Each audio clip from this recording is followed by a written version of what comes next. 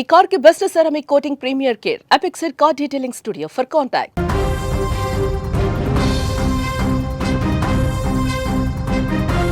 Road మీద ప్రమాదం జరిగితే కాపాడే చేతుల కంటే వీడియో తీసే ఫోన్లే ఎక్కువైపోయాయి. ఈ రోజుల్లో మనం చూస్తూ ఉన్నాం.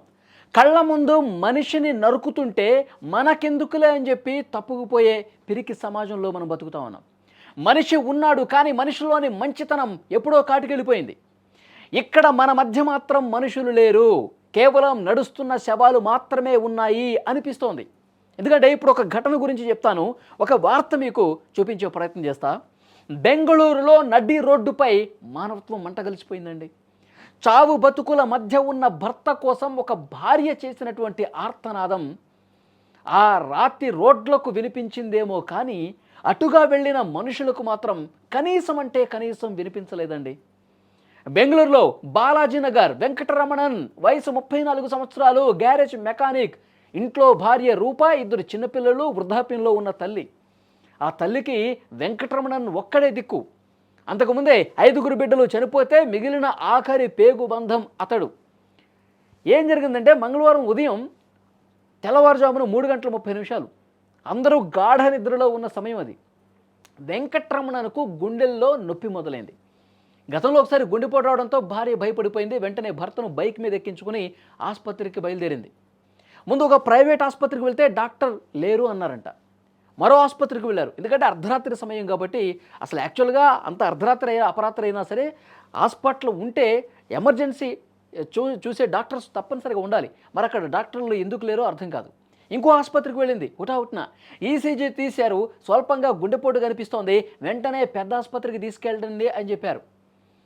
కనీసం అంబులెన్స్ కూడా వాళ్ళు అక్కడ ఏర్పాటు చేయాల. ఆ వైద్యుల నిర్లక్ష్యం ఆ కుటుంబం పాలిట శాపమైంది. గత్యంతరం లేక మళ్ళీ అదే బైక్ మీద జయదేవ్ ఆసుపత్రికి బయలుదేరినటువంటి పరిస్థితి ఉంది.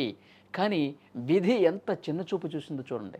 మార్గ మధ్యలో ప్రమాదం జరిగింది. భార్యాభర్తలు ఇద్దరు రోడ్డు మీద పడిపోయారు. ఒక్కసారి స్క్రీన్ మీద ఆ దృశ్యం కూడా మీరు చూడొచ్చు, సీసీ కెమెరాలో రికార్డ్ అయింది. వస్తుంటే వెహికల్ మీద నుంచి ఒక్కసారిగా రోడ్డు మీద కింద పడిపోయారు. కింద పడిపోయినటువంటి భర్తను కాపాడుకోవటానికి రోడ్డు మీద వెళ్తున్న ప్రతి ఒక్కరిని కూడా బండాపే ప్రయత్నం చేసింది. అటువైపు కార్లు వెళ్తున్నాయి, 2 వీలర్స్ వెళ్తున్నాయి, వాహనాలు వెళ్తూ ఉన్నాయి. కానీ ఏ ఒక్కరూ కూడా స్పందించలేదు. అసలు ఈ సమాజంలో మానవత్వం అనేది ఉందా అనిపిస్తోంది. కనీసం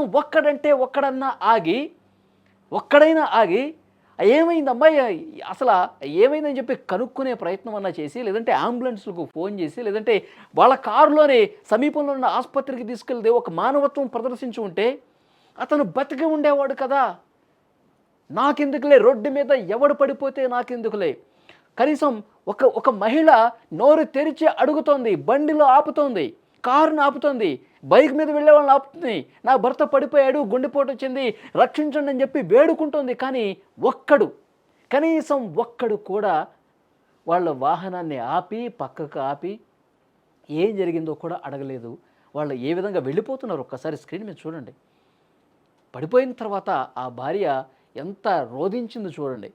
కనీసం ఒక్కళ్ళన్నా స్పందిస్తారేమో, ఒక్కళ్ళన్నా ఆగుతారేమో, నేను వేగంగా నా భర్తను ఆసుపత్రికి తీసుకెళ్తే బతికించుకుందాం అని చెప్పి ఉన్నటువంటి ఆ భార్య ఆవేదన మనకి స్క్రీన్లో కనిపిస్తోంది.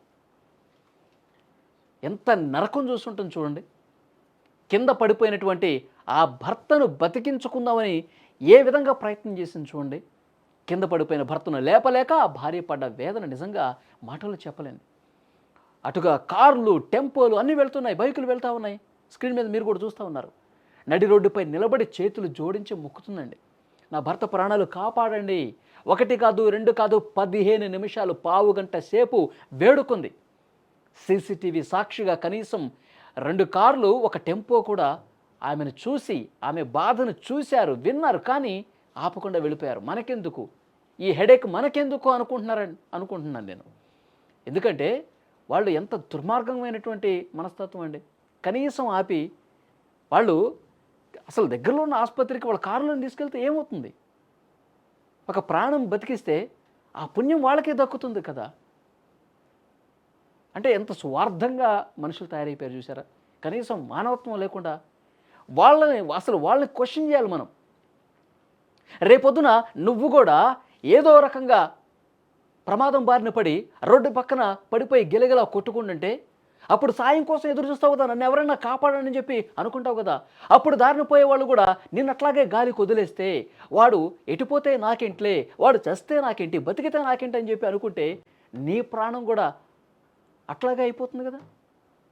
కనీసం ఈ ఈ జ్ఞానం కూడా లేకపోతే ఎలా వాహనదారులకి చాలా బాధ కలుగుతుంది.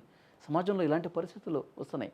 సరే, ఏదన్నా ఒక మర్డర్ జరుగుతుంది అనుకుందాం, ఒక కత్తి తీసుకుని ఎవరన్నా పొడుస్తున్నాడు అనుకుందాం, అయ్యో ఆ కత్తిపొట్లు నాకేమన్నా తగులుతాయేమో, నేను కాపాడడానికి వెళ్తే నన్ను పొడి చేస్తాడేమో అని చెప్పి భయపడుతున్నాడంటే ఒక అర్థం ఉంటుంది. కానీ ఇక్కడ గుండె పడుతూ రోడ్డు పక్కన గిలగిలా కొట్టుకుంటా ఉన్నాడు పాపం. ఆ మహిళ, ఆ తల్లి ఎంత రోధిస్తూ ఉంది సాయం చేయండి అని చెప్పి. ఇక్కడ ఇది కూడా చేయలేకపోతుంటే ఎలా అర్థం చేసుకోవాలి? పావుగంట సేపు కన్నీళ్లు పెట్టుకుంటూ రోధించిందండి.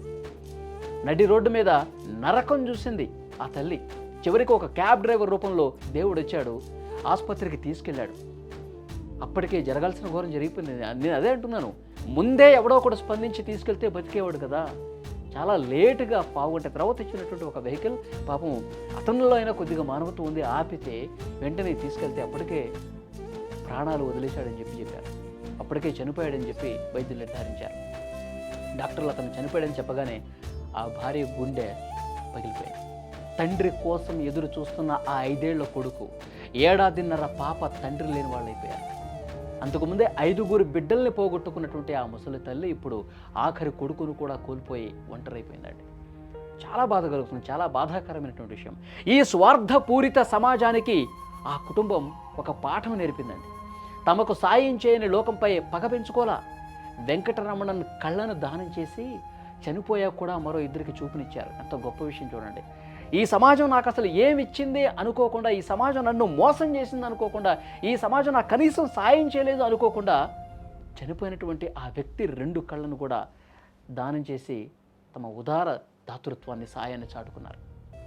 సాయం అడిగితే ముఖం తిప్పుకున్న సమాజం ఎక్కడ, పుట్టెడు దుఃఖంలో కూడా కన్నీళ్లను దిగమింగుకొని 10 మందికి వెలుగునిచ్చినటువంటి ఈ కుటుంబం గొప్పతనం ఎక్కడ?